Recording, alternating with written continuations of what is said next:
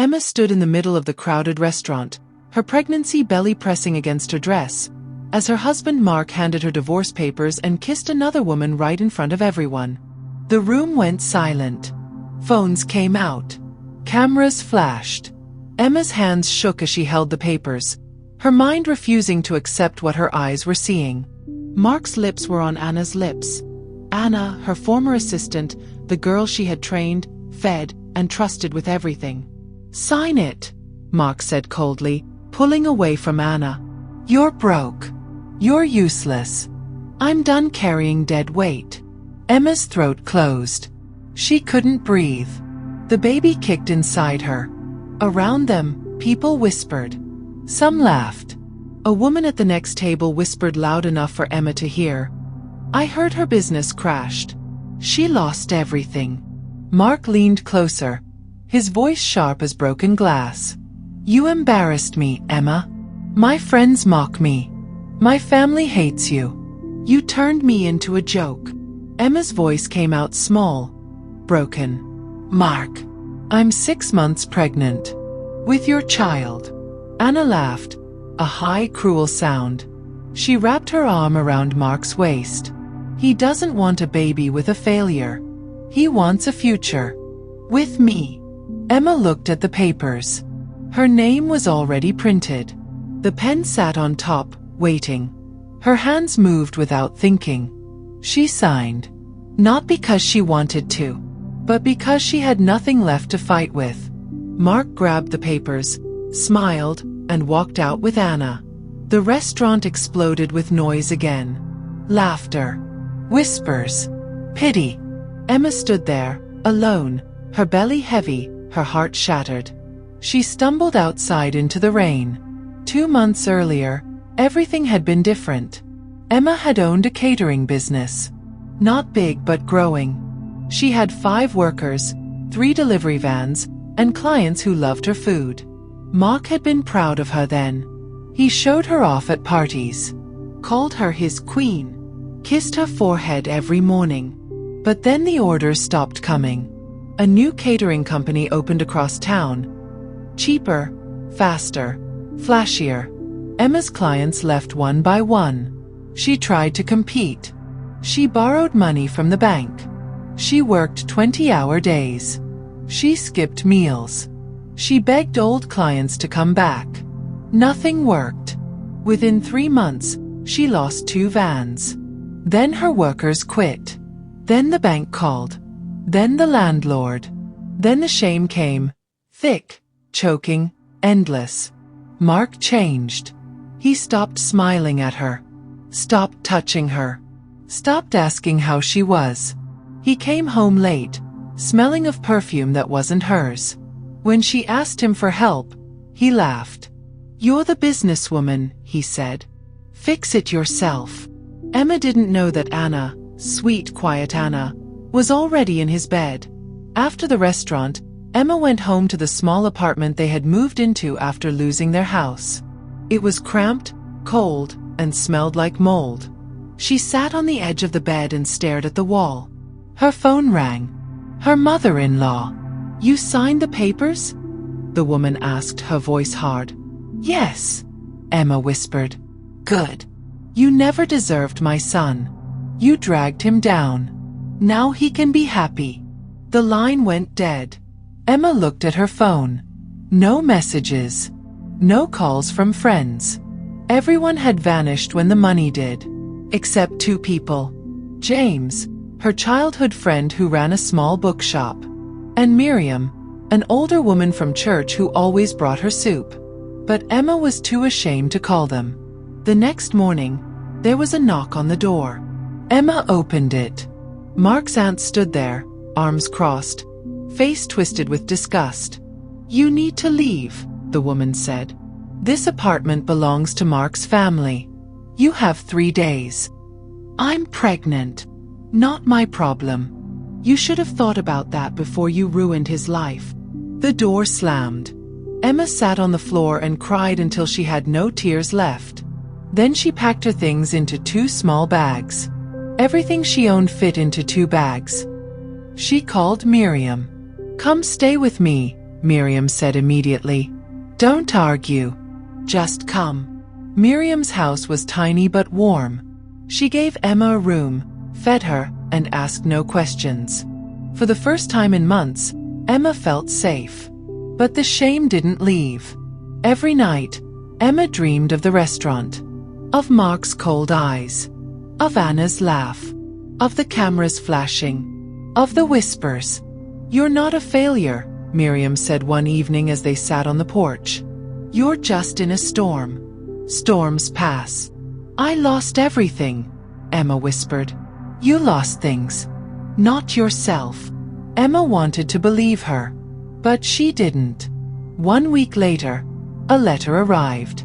It was old, yellowed, with her name written in shaky handwriting. The return address said, "Lawyer's Office, Estate of Uncle Samuel." Emma frowned. Uncle Samuel had died 2 years ago. He had been her mother's brother. Quiet, strange, lived alone in the countryside. Emma had only met him 3 times as a child. She opened the letter.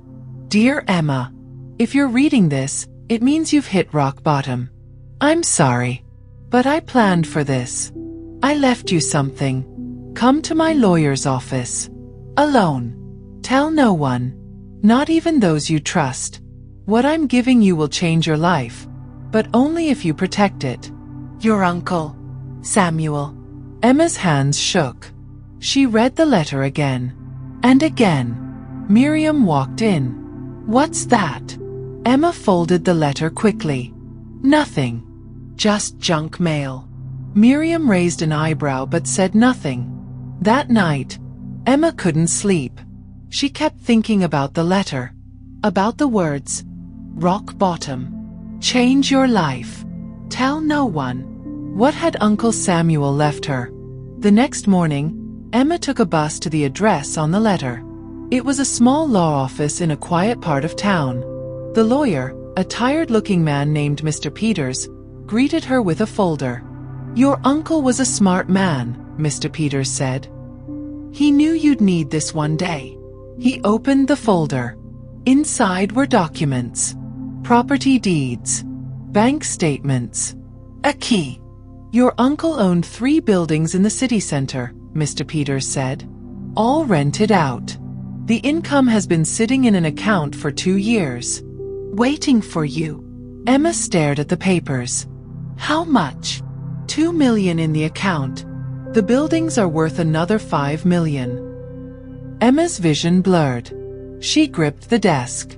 "There's one condition," Mr. Peters said. "You can't tell anyone about this money for 6 months. Your uncle was clear. He said people will come for you if they know. Wait. Build in secret. Then reveal yourself when you're strong." Emma nodded slowly. Her heart pounded. She left the office with the key and the documents in her bag. For the first time in months, she smiled. Emma didn't tell Miriam. She didn't tell James. She told no one. Instead, she began to plan. She visited the buildings her uncle had left her. They were old but solid. Tenants paid rent every month. She started collecting the income quietly.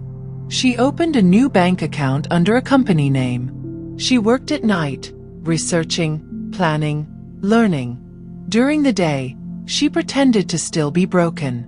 Mark called her once. "I heard you're staying with some old church lady," he said, laughing. "How pathetic." Emma said nothing and hung up. Anna posted pictures online.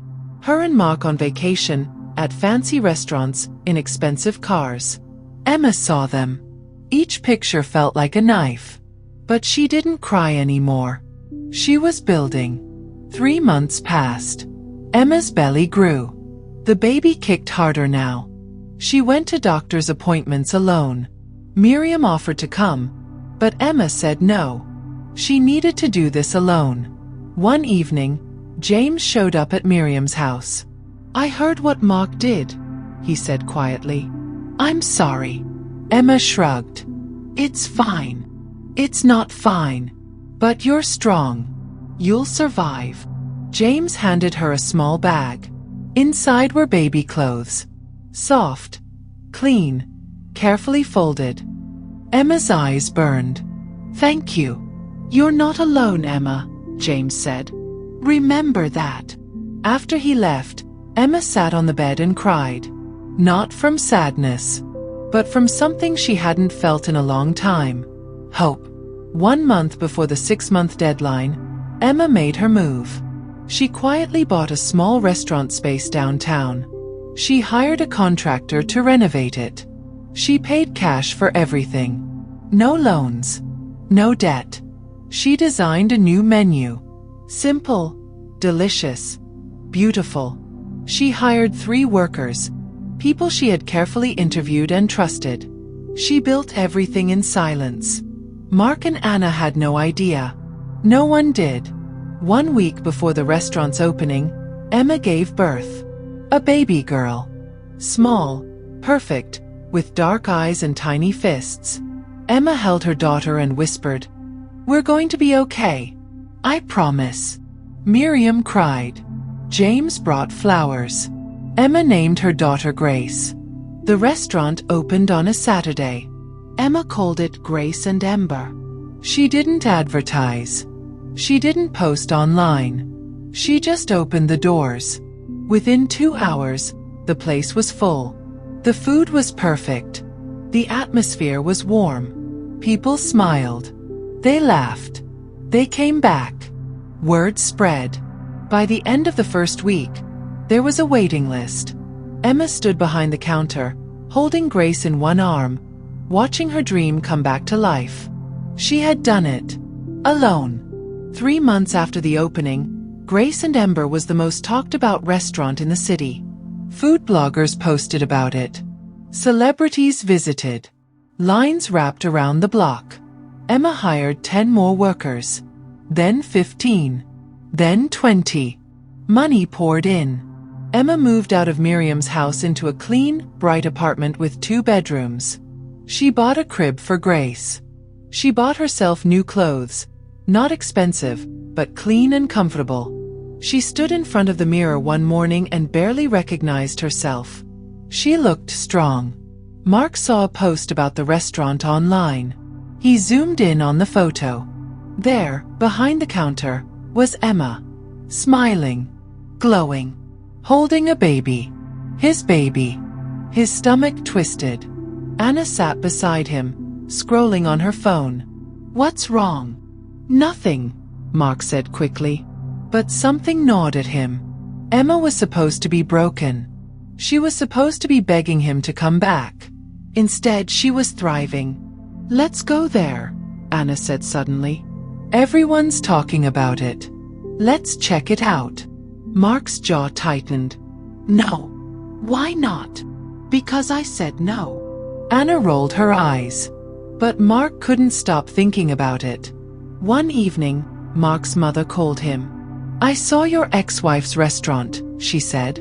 Mark said nothing. "It's beautiful. Successful.